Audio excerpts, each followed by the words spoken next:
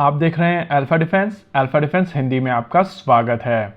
1 दिसंबर से लेकर 4 दिसंबर के बीच में काफी इंटरेस्टिंग एरिया वार्निंग निकल कर आई है, जो इससे पहले बहुत रेयरली देखी गई। अभी आपकी स्क्रीन के ऊपर इस एरिया वार्निंग को दिखाया जा रहा है और अगर आप इसको ध्यान से ऑब्जर्व करेंगे तो आपको समझ में आएगा कि एरिया वार्निंग की शुरुआत पानी से है। जी हाँ, ये मिसाइल सिस्टम शोर से नहीं, शोर से थोड़ा दूर से फायर की जाएगी।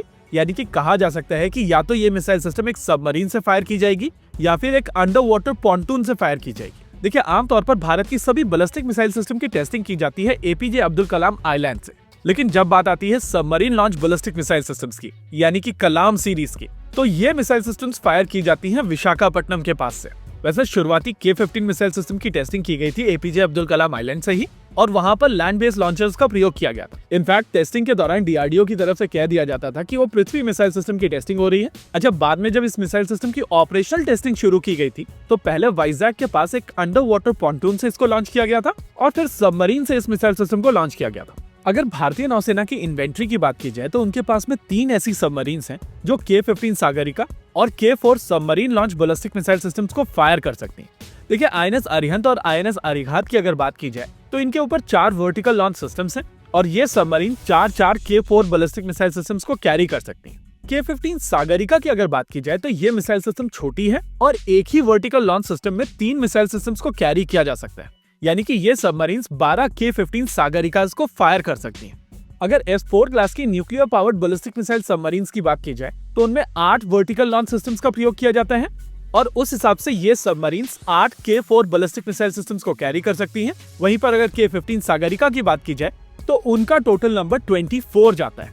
K-15 मिसाइल सिस्टम की अगर बात की जाए तो इसकी मैक्सिमम रेंज 1500 किलोमीटर्स की है। वहीं पर अगर K-4 की बात की जाए तो उसकी रेंज 3500 किलोमीटर्स की है। लेकिन चीजें यही नहीं रुक रही हैं। आने वाले समय में भारत की तरफ से और बड़ी nuclear powered ballistic missile submarines बनाई जा रही हैं और ये बड़ी सबमरीन्स और ज्यादा लंबी दूरी पर मार करने वाली बैलिस्टिक मिसाइल सिस्टम्स को कैरी कर सकेंगी। हम लोग यहाँ पर बात कर रहे हैं S5 क्लास की nuclear powered ballistic missile submarines की, जो लगभग 13,500 टन डिस्प्लेसमेंट वाली सबमरीन्स होंगी और इनके पास में 12 से 16 वर्टिकल लॉन्च सिस्टम्स होंगे जो ज्यादा लंबी दूरी पर मार करने वाली K-5 submarine launch ballistic missile systems को कैरी करेंगी।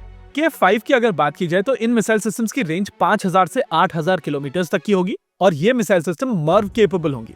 मर्व यानी कि multiple independently targetable re entry vehicle, यानी कि एक ही मिसाइल सिस्टम के ऊपर कई सारे री एंट्री व्हीकल होंगे जो इंडिपेंडेंट तरीके से टारगेट किए जा सकेंगे। इन शॉर्ट कहा जा सकता है कि एक ही मिसाइल सिस्टम का प्रयोग करते हुए आप कई जगहों को टारगेट कर सकेंगे और इस तरीके की बैलिस्टिक मिसाइल सिस्टम्स को इंटरसेप्ट करना बहुत मुश्किल है। देखिए, अगर आप इस एरिया वार्निंग को ध्यान से देखेंगे तो आपको समझ में आएगा कि यहाँ पर एक काफी लंबी दूरी की बैलिस्टिक मिसाइल सिस्टम को टेस्ट किया जाएगा और इससे पहले जब इसी कैटेगरी की एरिया वार्निंग दी गई थी तो अग्नि 5 मिसाइल सिस्टम को टेस्ट किया गया था। देखिए, कुछ समय पहले डीआरडीओ की तरफ से एक फोटोग्राफ रिलीज की गई थी और उस फोटोग्राफ को अभी आप अपनी स्क्रीन के ऊपर देख रहे हैं। इस फोटोग्राफ में K-5 बैलिस्टिक मिसाइल सिस्टम की सेकंड स्टेज को देखा जा सकता है और इसको कंसीडर करते हुए हमारा मानना है कि K-5 बैलिस्टिक मिसाइल सिस्टम का ही ये टेस्ट होने वाला है और मिसाइल सिस्टम काफी ज्यादा लॉफ्टेड ट्रेजेक्ट्री में टेस्ट की जाएगी। वैसे K-4 बैलिस्टिक मिसाइल सिस्टम्स के साथ में भारत का न्यूक्लियर ट्रायड कंप्लीट हो जाता है और भारत जहां चाहे वहां चाइना को स्ट्राइक कर सकता है। लेकिन जिस तरीके से वर्ल्ड ऑर्डर चेंज हो रहा है